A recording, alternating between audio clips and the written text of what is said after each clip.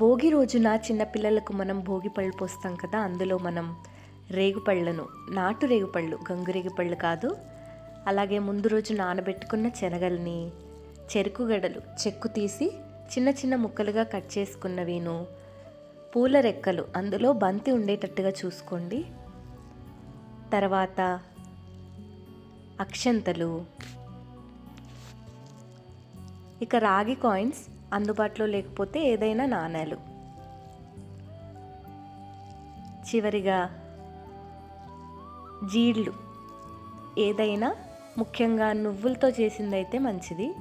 ఇవన్నీ తీసుకుని చిన్నపిల్లల్ని తూర్పు ముఖంగా కూర్చోబెట్టుకుని కొత్త బట్టల్లో అటు 3 సార్లు ఇటు 3 సార్లు మొదటిగా తల్లి దిష్టిలాగా తీసి వారి బ్రహ్మరంధ్రం గుండా అంటే నడినెత్తి మీద పొయ్యాలి.